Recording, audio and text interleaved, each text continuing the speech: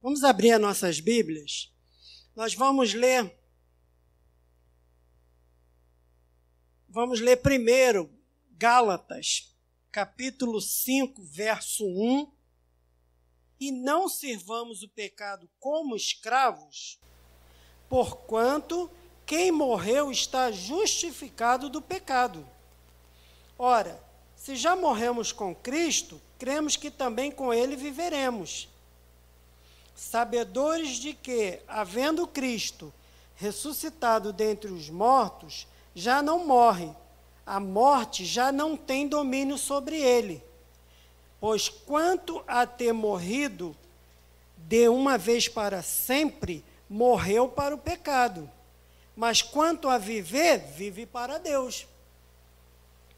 Assim também vós, considerai-vos mortos para o pecado, mas vivos para Deus em Cristo Jesus. Não reine, portanto, o pecado em vosso corpo mortal, de maneira que obedeçais às suas paixões. Nem ofereçais cada um os membros do seu corpo ao pecado, como instrumentos de iniquidade, mas oferecei-vos a Deus como ressurretos dentre os mortos, e os vossos membros a Deus como instrumentos de justiça. Porque o pecado não terá domínio sobre vós, pois não estáis debaixo da lei, e sim da graça. Amém? Deus possa estar abençoando a leitura da sua santa palavra. A igreja pode assentar-se. Nós vamos falar rapidamente, nessa pequena mensagem desta noite, sobre a graça de Deus. Quem prestou atenção no texto lido, viu que a gente falou sobre graça, sobre lei e sobre graça. Foi o texto lido. E aí nós vamos falar um pouquinho dessa maravilhosa graça.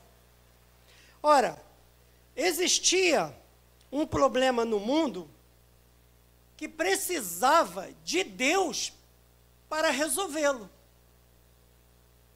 Por que precisava de Deus para resolvê-lo? Porque o homem, por si só, por si mesmo, com a sua inteligência, com a sua capacidade, não tinha condições de resolver. E aí precisava que Deus viesse intervir para que esse problema no mundo fosse sanado. E que problema é esse? Todos vocês já sabem. Se eu perguntasse, todos acertariam. Todos tirariam 10. Que é o pecado. O pecado, ele faz o quê? Ele faz uma inimizade entre o homem e Deus. E o problema desse pecado, ele foi solucionado pela graça de Deus. Cristo é a solução. E aí nós vamos ver, eu vou chamar a atenção de vocês para o verso 14 do texto lido, Romanos 6,14, foi o último versículo que a gente leu. A gente vai ver aí, eu peço aos irmãos que permaneçam com as suas Bíblias abertas, para que possamos acompanhar juntos. O verso 14, ele diz assim: porque o pecado não terá domínio sobre vós, pois não estáis debaixo da lei, e sim da graça. Então a gente vê aqui em Romanos 6,14, que esse versículo, ele destaca-se dois sistemas. E que sistemas são esses? A lei e a graça. Está aqui no verso 14. Ah, mas para que a lei para que nos foi concedida a lei? Porque antes tinha a lei. Hoje nós vivemos pela graça. Mas antes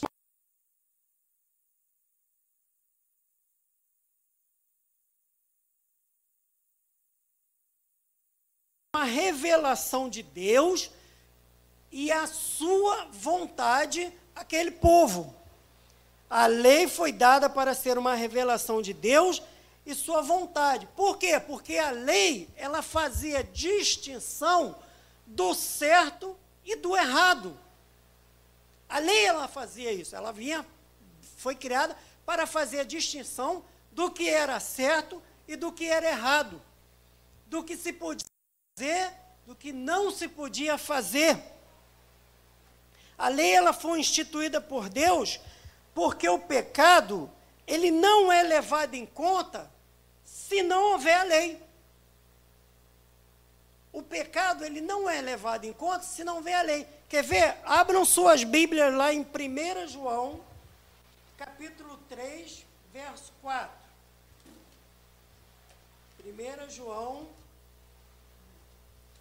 capítulo 3, versículo 4.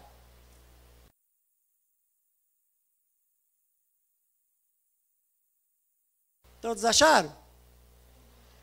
Todo aquele que pratica o pecado também transgride porque o pecado é a transgressão da lei. Então a lei também, ela foi instituída por Deus, porque o pecado é o quê? É a transgressão da lei. E aí foi constituída também com esse propósito. Ah, mas também tem mais coisa. Ela também foi instituída para o bem-estar da raça humana. Para o bem-estar do homem, da mulher, generalizando, né? Falando homem e mulher. E também para estimular a prática do bem. Lembra que eu falei ainda há pouco que ela fazia distinção do que era certo e do que era errado? Então, ela estimulava a prática do bem, porém, ela reprimia e castigava a prática do mal. A lei fazia isso. E para pôr também o pecado às claras, e para levar os homens ao arrependimento. Isso era a lei. A lei fazia isso. E a graça? Versículo 14 que nós lemos, ele vem falar: não estás mais debaixo da lei, sim da... E a graça? A graça de Deus. O que a graça de Deus é para nós no cristianismo? No cristianismo, a graça é o dom gratuito de Deus ao homem. No cristianismo, a graça é o dom gratuito de Deus ao homem num encontro transformante. Olha só que bacana isso. Num encontro transformante em que a criatura humana é restaurada. Muito bacana, muito maravilhoso. A graça, ela veio para transformar a minha vida e a sua vida e restaurar a minha vida e a sua vida. Isso é a graça de Deus. A graça de Deus também, através da graça de Deus, confere ao homem a participação no reino de Deus. De que forma? Fazendo com que eu e você venhamos nos tornar novamente filhos de Deus, dessa vez filho adotivo. Então a gente passa a ter, através da graça, novamente a participação na vida divina, através de nos tornarmos novamente filhos de Deus, dessa vez filho adotivo. Agora olha que interessante, ninguém é salvo sem receber a graça de Deus. Você conhece alguém que foi salvo, que é salvo, e que não tenha recebido a graça de Deus na sua vida? Ninguém. Ninguém é salvo sem receber a graça de Deus. A salvação, ela é pela graça, o que significa que ela é gratuita para todos nós. Ela é gratuita. É algo que não podemos alcançar com nossos próprios esforços, porque vem de Deus, é um dom de Deus. Deus deu para mim e para você gratuitamente, e nem eu e nenhum de nós aqui poderíamos alcançar isso através dos nossos esforços. Mas há uma pergunta muito constante no nosso meio. E diz assim: pode uma pessoa pecar, e pecar, e pecar, e pecar, e ficar tudo bem? Como se diz, numa boa? Ela peca, ela peca, ela peca, e fica tudo bem? Ela fica numa boa? Vamos ver o que a palavra de Deus fala sobre isso. Olha o que diz Romanos 6,14, o mesmo versículo que a gente leu.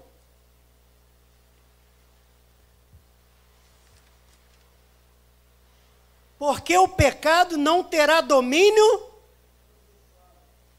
sobre vós. Porque o pecado não terá domínio sobre vós. Romanos 6,14. Na lei, agora voltando novamente à lei, na lei, o pecado tinha domínio e escravizava. Na lei. Tanto que era necessário fazer o quê? Uma vez por ano, o sacerdote, o sumo sacerdote, ele entrava no santuário, no Santo dos Santos, para aspergir sangue sobre a arca, pedindo perdão pelos pecados. Isso era feito uma vez por ano. Mas na graça, o que aconteceu na graça? Aí na graça, o que Jesus veio fazer? Lembra que eu falei que Jesus era a solução? Então na graça, o que Jesus veio fazer? Ele pegou os nossos pecados, a nossa maldição, a nossa doença, o nosso castigo, e encravou tudo na cruz do Calvário. Foi o que ele fez. A graça é Jesus. Jesus é a solução. E ele fez isso aqui, que eu acabei de falar.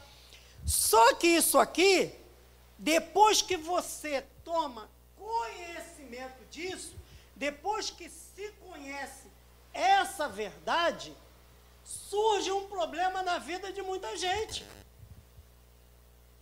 Pode não surgir na minha vida e na sua vida, mas surge na vida de muita gente. Depois que se conhece essa verdade aqui, da graça que Jesus veio fazer. Ele pegou os nossos pecados, a maldição, a doença, o castigo, encravou tudo na cruz do Calvário. Aí que problema é esse que surge então, Josué? Alguns pensam assim.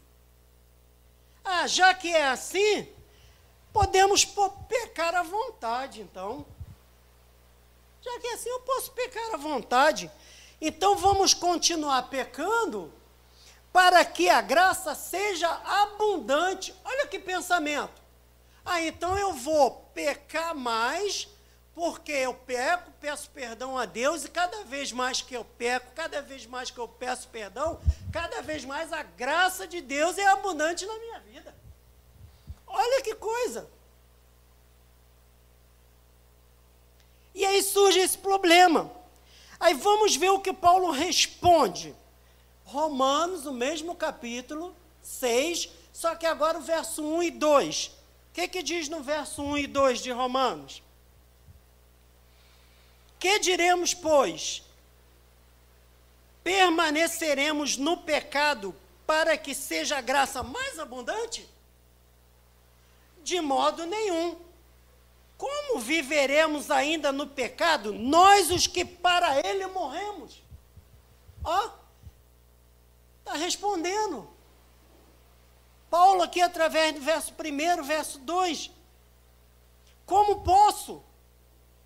Esse raciocínio é um raciocínio humano, é um raciocínio carnal, é um raciocínio de uma pessoa que não conhece a palavra de Deus. Porque a pessoa que conhece a palavra de Deus, ela jamais vai falar uma coisa dessa. Ela jamais vai falar que ela tem que pecar muito para ter muita graça na vida dela. Enquanto a palavra de Deus diz, que diremos, pois, permanecemos no pecado para que seja a graça mais abundante? De modo nenhum. Verso 2. Como viveremos ainda no pecado, nós os que para ele morremos? Se você morreu para o pecado, como é que você vai viver no pecado? Olha o que diz o verso 4. Alguém leia, por favor, o verso 4.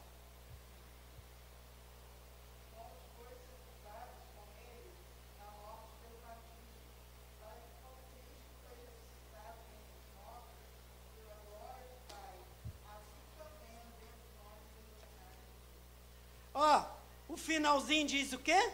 Assim. Ó, novidade de vida. Se eu era um pecador, se Cristo veio me transformar, veio me restaurar, veio me trazer novidade de vida, como é que eu vou viver da mesma forma que eu vivia? É novidade de vida, é vida diferente, é vida agora segundo a vontade de Deus e não a minha. É novidade de vida, como diz o verso 4. Aí a pessoa que pensa diferente, o raciocínio é o quê? É humano, é carnal, é de uma pessoa que não conhece a palavra de Deus, ou não quer conhecer a palavra de Deus. Aí a gente vem falando da graça, Agora, sabia que existe um inimigo da graça? Tem um inimigo da graça. E é bom até a gente tomar conhecimento para que venhamos vigiar, observar, prestar atenção, ficar de olho. E o inimigo da graça se chama antinomismo. O que é antinomismo? No antinomismo não há norma. No antinomismo não há regra. Em outras palavras, tudo pode. No antinomismo, acreditavam que quanto mais pecarmos, mais graça receberemos. Agora presta atenção no que eu vou falar.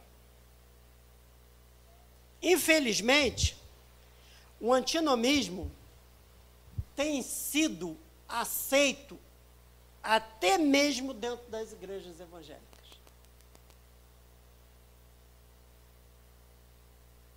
Até mesmo dentro das igrejas evangélicas, ele tem sido aceito. E eu vou falar aqui, vou dar um exemplo aqui, que vocês vão se identificar muito com o que eu vou falar. Vai ser fácil a compreensão. O antinomista se utiliza da expressão não tem nada a ver. Já escutaram isso? Já ouviram isso? Não tem nada a ver. Aí você dá um flagra aí num irmão, e às vezes ele vai fazer essas coisas que são erradas, que não estão dentro da vontade de Deus. Às vezes ele vai fazer isso bem longe, mas não adianta, sempre tem um que passa e vê. Sempre tem um que vai ver. E aí, quando tu vai falar com a pessoa fala que não tem nada a ver. Ou é, sei lá, um cigarro que ele fuma, ele é crente, mas ele fala que não tem nada a ver. Ou é uma cerveja que ele toma, aí ele fala para você que não tem nada a ver. Ou é um vinho que ele toma e outras coisas a mais. E não tem nada a ver. No antinomismo,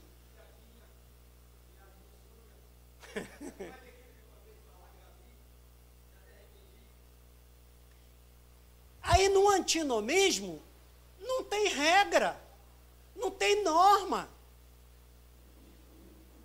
Mas no reino de Deus tem norma e tem regra. Aqui, ó. Aqui está tudo que eu e você precisa saber para que a gente possa fazer ou não fazer. Aqui diz tudo. Ó, aqui diz como deve ser o nosso caráter, nosso comportamento, como você deve agir, como você não deve. Aqui está tudo está aqui. Tem regra, não é bagunça não. Mas no antinomismo não tem. Não tem nada a ver. Ah, tem um inimigo da graça, mas também tem o fruto da graça. Tem o fruto. A gente vai agora saber do fruto.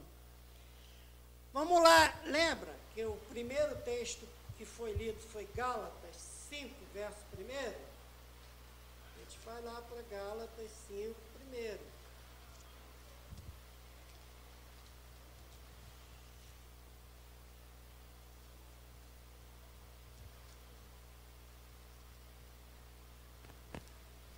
Achou Gálatas 5 primeiro? Então, aí diz assim: para a liberdade foi que Cristo nos permanecei, pois firmes, e não vos submetais de novo a jugo de escravidão.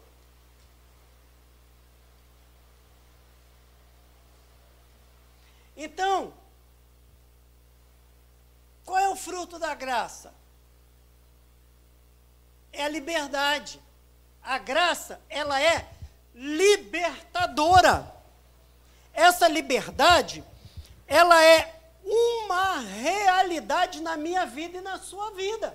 Está aqui em Gálatas 5. Ela é uma realidade na minha vida e na sua vida. Que diz aqui que nós fomos libertos. E não é sonho, não, é realidade. Mas é claro que se alguém é liberto, é para ser livre. É óbvio. Não é? É óbvio. Mas quem dera fosse tão simples assim na prática. Quem dera fosse tão simples assim na prática.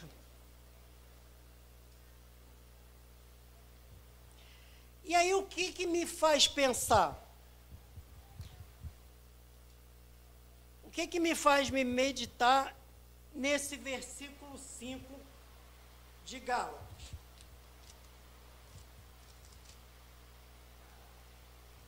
Prestem atenção.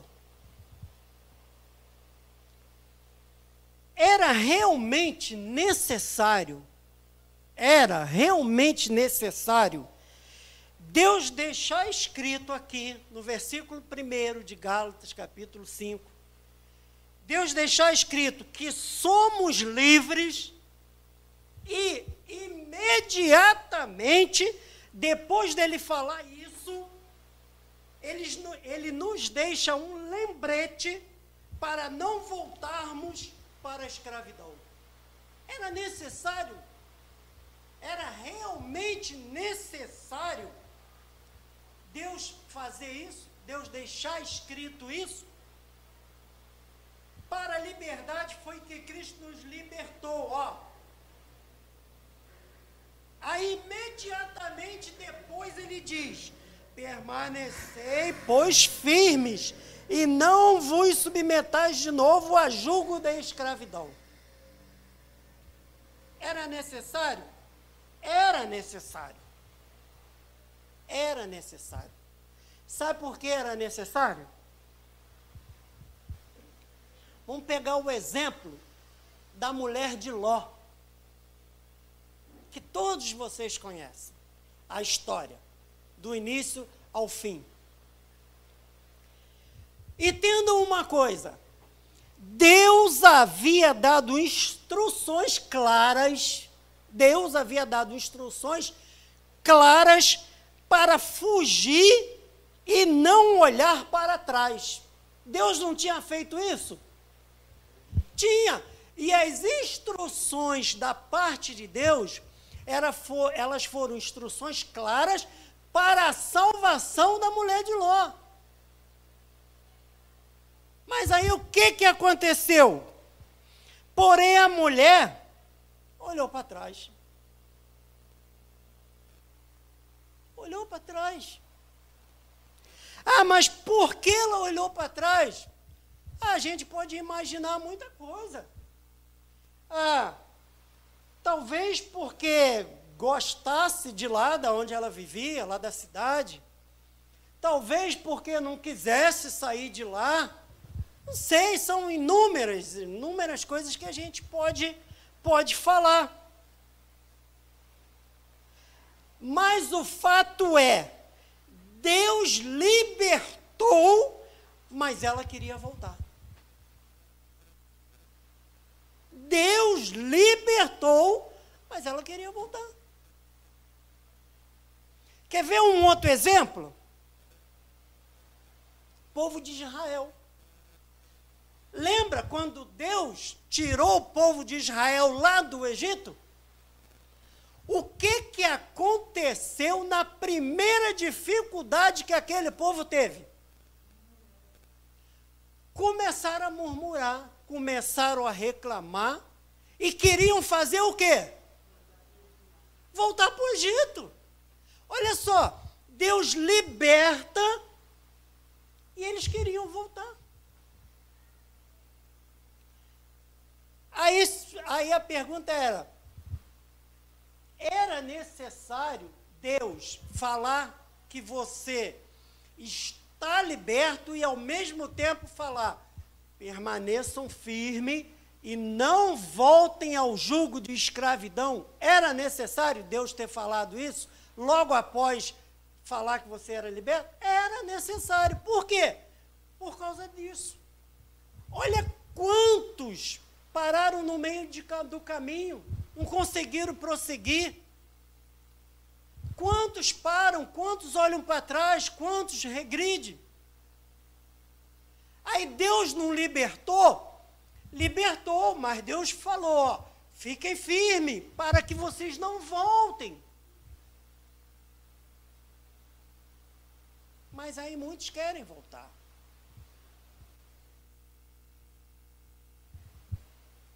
Muitos querem.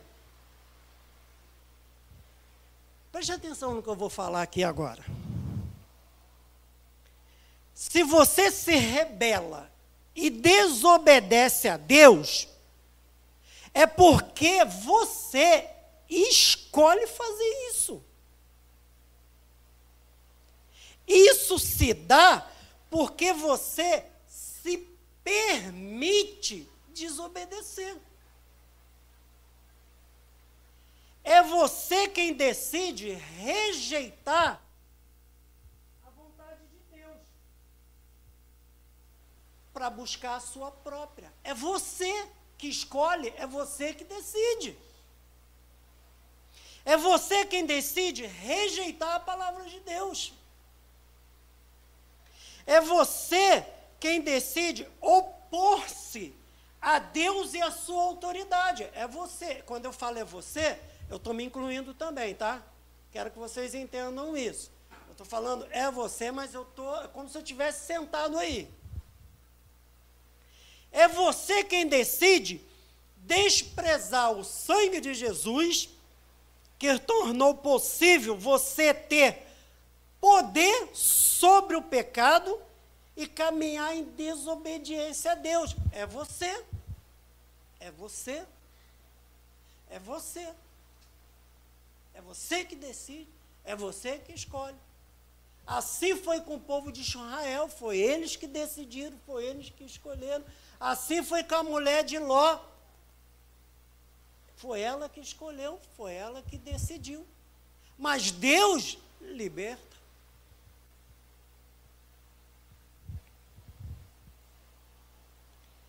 A graça também, ela tem seu inimigo, ela tem um fruto, mas ela tem sua exigência também. Interessante. ela tem sua exigência. E sabe aonde a gente vai encontrar isso? No capítulo 6, no verso 11. Ela tem sua exigência. A graça liberta, mas ao mesmo tempo tem sua exigência. Isso fica claro ao lermos Romanos, capítulo 6, verso 11. O que diz Romanos 6, 11?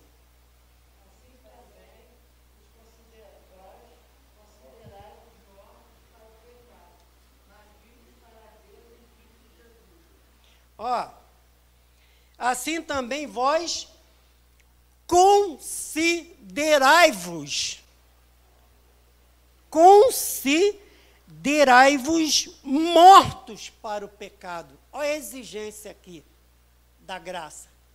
Porque considerar é reconhecer, tomar consciência, atentar, meditar, pensar, cuidar, observar, respeitar. Olha só, coisa pra caramba. Abram aí Filipenses, capítulo 3, versos 7 e 8. Filipenses 3,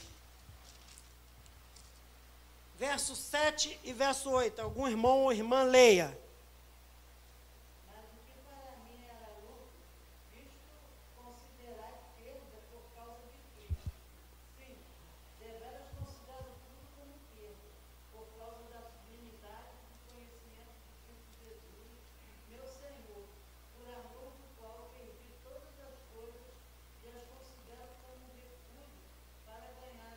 Olha só, a vitória, o lucro, está no quê? Em considerar, em reconhecer.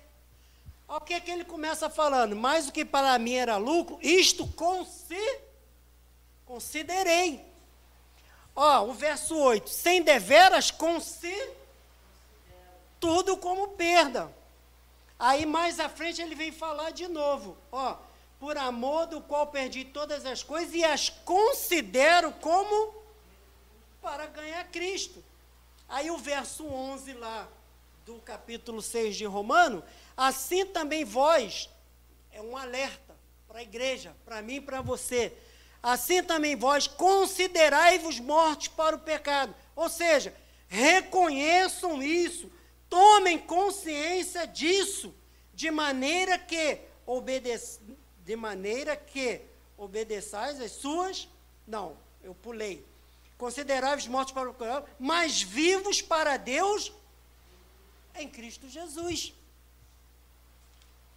Aí a graça, ela tem a sua exigência, né? Então nós vimos que a graça, ela liberta, né? Ela transforma, ela restaura, ela tem o seu inimigo, ela tem o seu fruto, né? E aí, o que a gente tira de lição para nós nesta noite? Que a gente possa refletir. A gente jamais ia conseguir alcançar isso com nossos próprios esforços. Por quê? Porque ela é gratuita, é um dom de Deus, dado para mim e para você. E isso só foi feito porque Deus enviou o seu Filho para morrer na cruz do Calvário, por mim e por você. E aí a gente o quê? A gente tem que considerar isso, reconhecer isso, e ter uma vida ali de comunhão com Deus, uma vida ali segundo a vontade de Deus, porque a vontade de Deus é boa, perfeita e agradável, que a gente possa tomar cuidado com o antinomismo, como foi dito aqui. São essas pessoas que, como foi dito, acreditam que quanto mais pecam, mais graça vem sobre a vida delas. Não há regras, e a gente entende que o reino de Deus tem regra sim, não é bagunça, e que a gente possa através dessa mensagem, né, gravar em nossos corações e crescermos para a honra e glória do nosso Deus. Amém? Amém. Eu passo a palavra. É? Tem aviso, não?